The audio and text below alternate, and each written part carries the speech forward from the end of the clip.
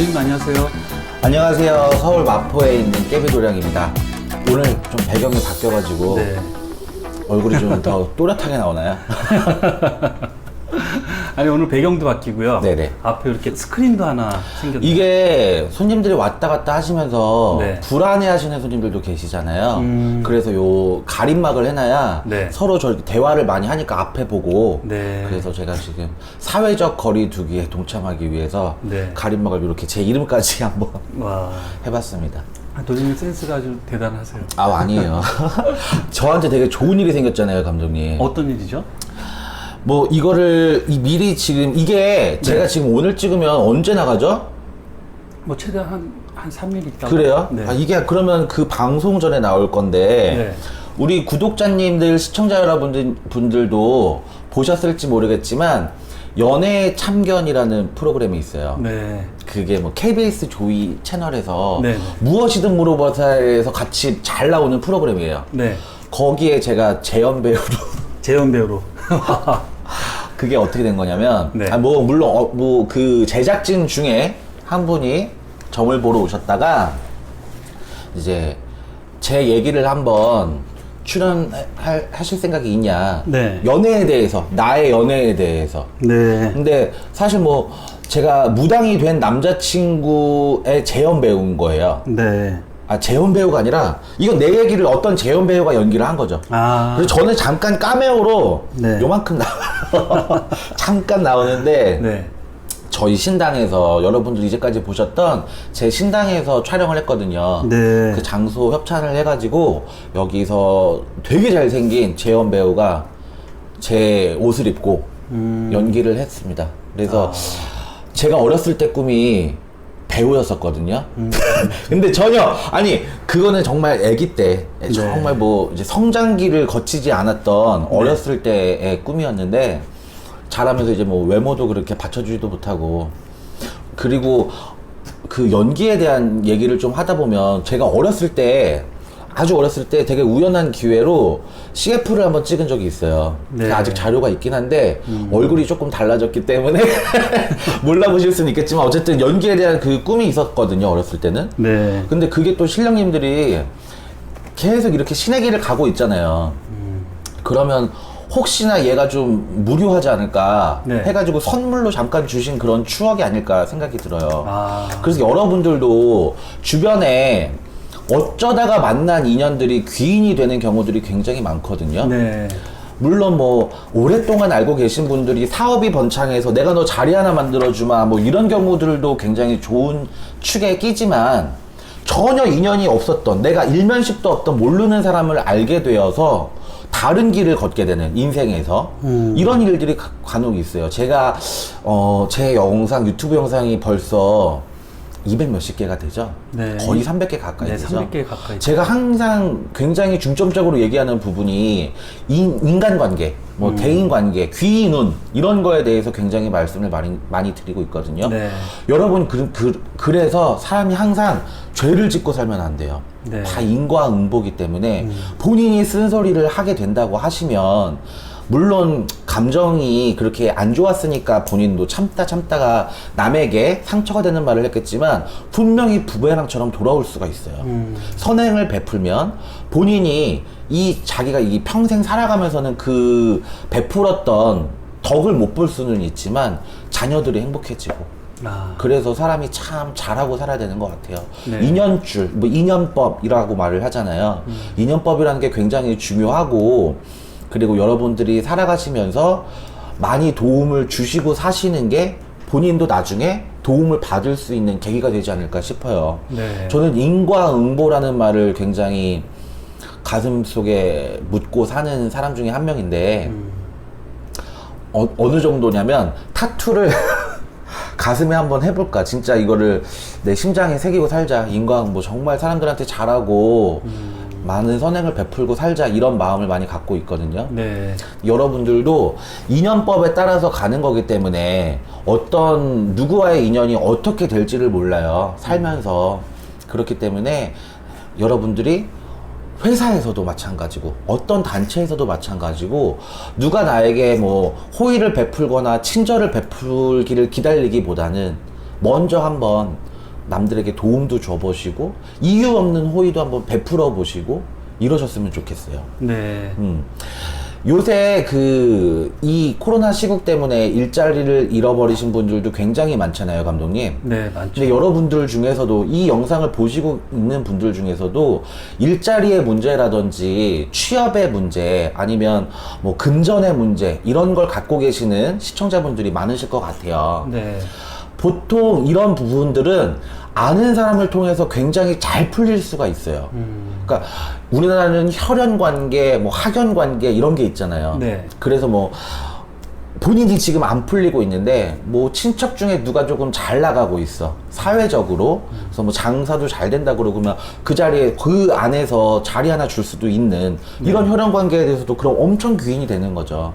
저는 여러분들한테 설명드리고 싶었던 분들 중에 한 분이 박막래 할머니라고 감독님 아시나요? 네, 알죠. 유튜브 스타 중에 한 분이시잖아요. 네, 슈퍼스타죠. 네, 정말 슈퍼스타. 그리고 저도 구독해놓고 매일매일은 아니지만 다시 보기도 엄청 많이 해요. 한번 봤던 네. 영상이지만 너무 재밌는 분이셔서 맞아요. 말씀 한마디가 너무 재미있으셔서 굉장히 자주 시청하는 애청자 중에 하나인데 네. 그분도 사실은 그분이 방송에서도 많이 말씀을 하셨지만 엄청 힘들게 많이 사셨어요. 정말 고생하시고 남편이 뭐 집을 나가셔서 본인 혼자 생계를 꾸려나가야 되니까 여자로서 굉장히 억척스러운 삶을 사신 분이에요. 근데 인생이 어떻게 바뀌었냐면 치매 초기 판단을 받으신 거예요, 이 할머니가. 네. 그래서 손녀가 이제 평생을 고생하신 할머니가 너무 같은 여자로서 너무 안타까우니까 할머니 우리 그러면 여행을 한번 가보자, 더 아파지기 전에. 그래서 처음 찍은 영상이 이제 호주에 나가는 해외 영상이 엄청 또 인기를 끌어가지고 그분이 이렇게 식당을 하셨던 할머니인데 네. 본업을 이제 그만두시고 유튜브라는 새로운 직업을 갖게 되신 이런 상황도 있잖아요. 그분한테는 정말 물론 눈에 넣어도 아프지 않을 손녀딸이었겠지만 더더군다나 엄청 큰 귀인이 되신 거죠. 그러네요. 그 손녀 따님분이. 그래서 가족 중에서도 이런 귀인이 있을 수가 있고요. 이걸 보고 계신 시청자분들도 이거는 공감하실 거예요. 내 가족이라고 해도 남보다 못한 가족도 있어요. 네. 정말 남이었으면 좋겠다. 어떻게 내가 뭐 이런 자녀와 아니면 뭐 이런 형제와 자매와 막 가족이 아니었으면 좋겠다. 남보다 못해. 근데 정말 아셔야 되는 게 나중엔 가족밖에 없더라고요. 네. 결국에는 가족밖에 없어요. 그래서 왜 본인이 욕을 할 수는 있지만 친구들한테 우리 형제가 막 나한테 이랬다. 내가 막 내 형제를 욕할 수는 있지만 또 남이 내 형제 욕하는 거는 엄청 싫어 또. 너무 들어주지도 못하고. 예를 들어 뭐 남편이 너무 좀 마음에 안 들어. 그래서 여자들끼리 모이면 막 그런 얘기도 하잖아요, 사실. 네. 내 남편은 이래 저래 이런데 남이 또 내 남편 욕하는 건 또 싫고. 이런 게 사실 가족 같아요. 네. 그래서 여러분들이 귀인을 멀리서 찾기보다는 또 가까우신 분들한테도 마음을 많이 열어놓으시고, 가까울수록 고민을 잘 얘기를 못한다 그래요, 우리나라 분들이. 아. 그래서 뭐 자녀가 되더라도 부모님한테 이런 고민이 있어요 라고 얘기를 못한다고 그러고. 네. 그리고 뭐 한 입을 덮고 자는 그 남편이나 와이프 되시는 분들한테도 고민을 얘기 못하고, 우리나라 분들이 제일 가까운 사이일수록 사실 더 소중하고 더 많은 비밀을 공유할 수 있고 한데 그런 얘기를 못한다는 게 굉장히 좀 그렇더라고요. 네. 제가 미국에서 그래도 한 7, 8년 살아봤잖아요. 네. 미국은 굉장히 가족단체로 하는 행사들이 엄청 많잖아요.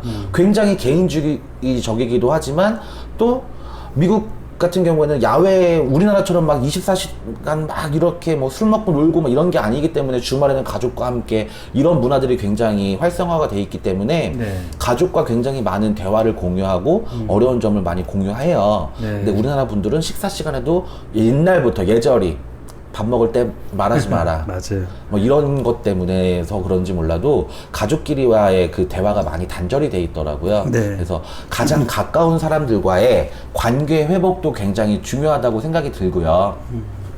가까운 사람들일수록 도와줄 수 있는 부분에서는 많이 도와주셨으면 좋겠어요. 제가 지금 딱 기억난 게 있는데, 예를 들어서 부모님이 옷가게를 하는 상황이에요. 네. 근데 이제 20대 초반에 있는 딸이 대학교도 안 다니고 사실 알바도 안 하고 특별한 꿈이 없어요. 네. 그러면 사실 엄마 가게 나와서 좀 도와주면 엄청 좋잖아요. 네. 엄마가 다른 사람 써서 돈 주고 알바를 쓰느니 네. 내 딸 그래도 믿을 만한 내 딸이 와가지고 관리를 해주면 더 편하게 가족 사업이 될 수 있는 부분들이 있는데 이걸 또 따님 입장에서는 나는 하고 싶지 않아. 그냥 엄마 장사니까 엄마가 알아서 해. 뭐 이런 식으로 가족 간에 도와줄 수 있는 부분들도 많이 안 도와주고 있는 경향들이 있더라고요.